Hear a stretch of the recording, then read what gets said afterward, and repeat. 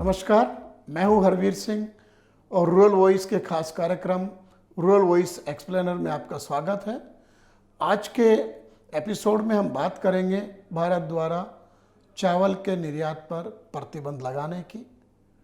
भारत का चावल के निर्यात पर प्रतिबंध लगाना और दुनिया में खाद्य सुरक्षा का मुद्दा क्यों एक दूसरे से जुड़ा हुआ है, इसी पर हम बात करेंगे।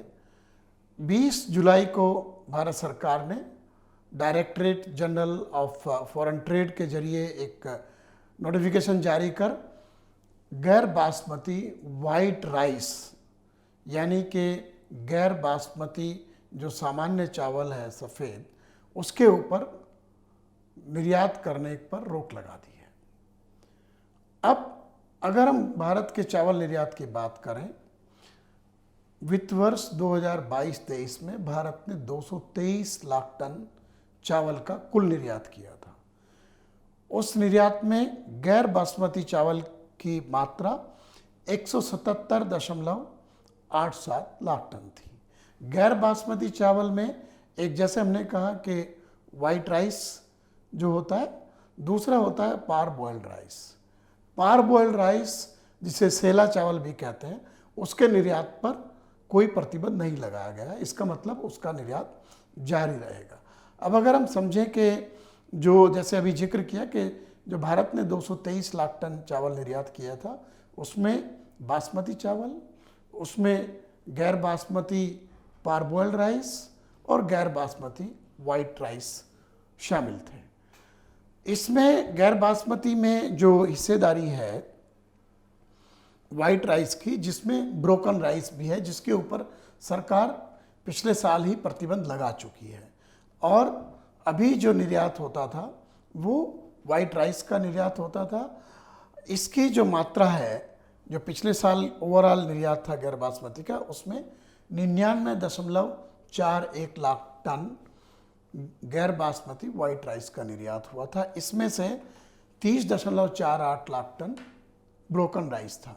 ब्रोकन राइस पर रोक लग चुकी है और इस चावल पर, जो जिसे हम लोग कह रहे हैं कि गैर बासमती वाइट राइस जिसे कहा जाता है, उसके निर्यात पर सरकार ने 20% की शुल्क लगा रखा था। निर्यात शुल्क उसके ऊपर लागू था। उसके बावजूद इसका निर्यात तेजी से बढ़ रहा था और पिछले साल के मुकाबले समान अवधि में इसके निर्यात में काफ़ी बढ़ोतरी देखी गई। अब सवाल है कि दुनिया भर में जो चावल का बाज़ार है, निर्यात बाज़ार, उसमें भारत की हिस्सेदारी अमेरिकी कृषि विभाग के मुताबिक 40% है। तो दुनिया के बाज़ार में 40% आपूर्ति करने वाला देश अचानक प्रतिबंध लगा देता है। इसके पीछे देखिए, एक तो बात यह है कि हमारा जो खाद्यान्न महंगाई दर है वो 2 अंकों में चल रही है और इसके चलते घरेलू बाज़ार में जो कीमतें बढ़ रही हैं, सरकार की कोशिश है कि उसके ऊपर अंकुश लगाया जाए। और जो ये चावल निर्यात है, अगर अब इसका निर्यात प्रतिबंधित रहेगा तो घरेलू बाज़ार में इसकी आपूर्ति बढ़ जाएगी और चावल के दाम शायद कहीं ना कहीं नियंत्रण में आ सकते हैं। दूसरी बात यह है कि जो चावल निर्यात होता है गैर बासमती, उसमें जो वाइट राइस है उसके दाम काफ़ी बेहतर हैं। जैसे जो पार बॉइल्ड राइस, जो सेला राइस है, उसके निर्यात बाज़ार में करीब $425 प्रति टन की कीमत मिलती है। अभी जो चावल है जिसमें हम, जैसे वाइट राइस की जिसकी बात हम कर रहे हैं गैर बासमती की, उसमें 5% अगर ब्रोकन राइस है तो उसका दाम $495 प्रति टन तक मिल रहा है, यानी 40 रुपया से भी ज़्यादा दाम निर्यातकों को मिल रहा है निर्यात बाज़ार में। और अगर 25% ब्रोकन है तो उसका $475, यानी कि अच्छे प्रीमियम पर भारत का चावल विदेशी बाज़ार में बिक रहा है। अब दुनिया की जो परिस्थिति है उसमें एक नया मोड़ आया है। एक तो जो ताज़ा फूड एंड एग्रीकल्चर ऑर्गेनाइजेशन जो है यूनाइटेड नेशंस का, उसका जो फूड प्राइस इंडेक्स है, उसमें चावल का जो दाम का जो एक इंडेक्स है वो काफ़ी बढ़ गया, उसमें काफ़ी बढ़ोतरी दर्ज की गई है। भारत के इस कदम को वैश्विक बाज़ार में चावल की कीमतों में भारी वृद्धि के रूप में देखा जा सकता है। आने वाले दिनों में बढ़ोतरी हो सकती है। दूसरे, एक प्रक्रिया है कि दुनिया में जो अभी दाम है चावल के साथ गेहूं के दाम, उसमें अचानक बढ़ोतरी हुई है। अमेरिका एक बड़ा निर्यातक है मक्का का और गेहूं का, लेकिन दुनिया में जो बड़ा निर्यातक है गेहूं का वो रूस है। और रूस और यूक्रेन के बीच युद्ध चल रहा है फरवरी 2022 से। उनके बीच संयुक्त राष्ट्र के सहयोग से और तुर्की के सहयोग से एक 4 सदस्यों का एक समझौता हुआ, जिसको ब्लैक सी ग्रेन डील माना जा रहा है। उसको नाम दिया गया था ब्लैक सी ग्रेन डील। उसमें यह था कि जो यूक्रेन से गेहूं का निर्यात होगा, उसके 3 बंदरगाह ओडेसा और 2 और बंदरगाह हैं, वहाँ से गेहूं का निर्यात होता है। उस पर कोई सैनिक कार्रवाई रूस नहीं करेगा। ये पिछले साल जुलाई में हुआ था, उसके बाद इसको एक्सटेंशन मिलते रहे, लेकिन अभी 17 जुलाई को रूस ने अपने आप को इससे अलग कर लिया। और सिर्फ अलग ही नहीं किया, जो यूक्रेन की उस तरह की जो फैसिलिटी है पोर्ट के ऊपर निर्यात की और भंडारण की, उसके ऊपर हमले भी किए हैं। और साफ कहा है कि इन बंदरगाहों तक कोई भी अगर शिप आएगा तो उसको हम दुश्मन की श्रेणी में मानेंगे। तो यानी कि वो एक बड़ा झटका दुनिया में खाद्य आपूर्ति को दूसरा लगा है। और उसके चलते जो फ्यूचर मार्केट में गेहूं के दाम 9% तक बढ़ गए, अमेरिका में भी और यूरोप में भी। इसको माना जा रहा है कि जो इस डील के जरिए जो निर्यात था, उसमें जो अफ्रीकी देश हैं, ख़ास तौर से जहां वर्ल्ड फूड प्रोग्राम के जरिए खाद्यान्न की आपूर्ति होती है, उसका केंद्र में रख करके ये निर्यात किया गया था। और जो अमेरिकी कृषि विभाग के आंकड़े हैं उसके मुताबिक जुलाई से लेकर के जुलाई 2022 से जून 2023 तक रूस ने 4.55 करोड़ टन गेहूं का निर्यात किया, जो दुनिया का सबसे बड़ा निर्यातक है। जहां तक यूक्रेन की बात है, जिसको इस डील का फ़ायदा मिला, वहां से करीब करीब 1.68 करोड़ टन का निर्यात हुआ। और इस साल ये निर्यात घटकर 1 करोड़ टन पर आ जाने की आशंका है। युद्ध के चलते यूक्रेन में गेहूं का उत्पादन भी गिरा है और अमेरिकी कृषि विभाग USDA के मुताबिक इस साल वहां पर उत्पादन 1.75 करोड़ टन रहने का अनुमान लगाया गया है। तो सवाल है कि एक दुनिया का बड़ा गेहूं निर्यातक डील से अभी बाहर है। इसके चलते तमाम सारे जो एक्सपर्ट्स हैं, जो एनालिस्ट हैं, उनका कहना है कि दुनिया में खाद्य सुरक्षा को लेकर के एक बड़ी चिंता पैदा हो गई है।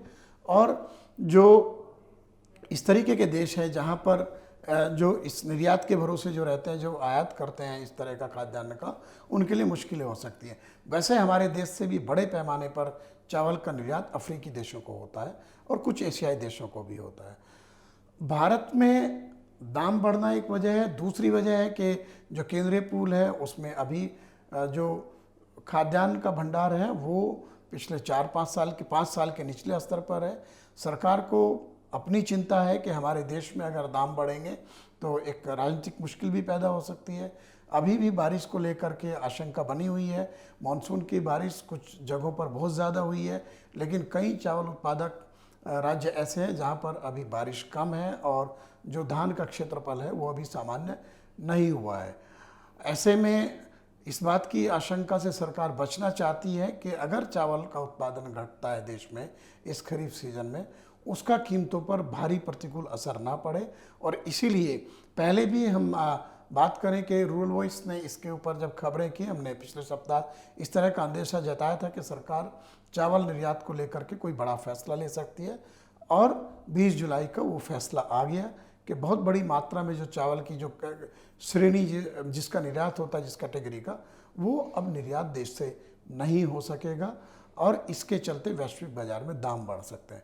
दूसरा पहलू है कि जो घटनाक्रम हमने आपसे चर्चा की, जो ब्लैक सी ग्रेन डील है और जो रशिया का जो आक्रामक रुख है, उसके चलते वैश्विक बाजार में इस तरीके के कयास है कि गेहूं के दाम फिर से रिकॉर्ड स्तर पर जा सकते हैं। और जब युद्ध शुरू हुआ उस वक्त जो परिस्थिति पैदा हुई थी, उस जैसी स्थिति कहीं पैदा ना हो जाए। हम लोग भी इसके ऊपर नज़र इसलिए रखना हमारे लिए ज़रूरी है भारत के लिए, क्योंकि देश में गेहूं के दाम लगातार बढ़ रहे हैं। हालांकि सरकार पिछले साल ही मई में निर्यात पर प्रतिबंध लगा चुकी है और जून में सरकार ने गेहूं की स्टॉक लिमिट लागू कर दी है जो 31 मार्च 2024 तक रहेगी। इसके बावजूद गेहूं के दाम बढ़ रहे हैं। सरकार ओपन सेल मार्केट स्कीम में गेहूं और चावल की नीलामी भी कर रही है कीमतों पर नियंत्रण के लिए। इस पूरे घटनाक्रम में जो ग्लोबल सिनेरियो है वो भी है, हमारा डोमेस्टिक सिनेरियो भी है और जाहिर सी बात है कि निर्यात का फैसला वैश्विक बाजार से जुड़ा होता है। इसलिए हमने आपको समझाने की कोशिश की कि देश से चावल कि किस तरह की कैटेगरी का निर्यात होता है और अभी जो 20 जुलाई की अधिसूचना है उसका मतलब क्या है, इसका क्या असर होगा निर्यात पर, इसका कीमतों पर, घरेलू बाजार और आपूर्ति में कैसे असर पड़ सकता है। रूरल वॉइस के इस एक्सप्लेनर के इस एपिसोड में हमने इस पूरे मसले को आपको समझाने की कोशिश की।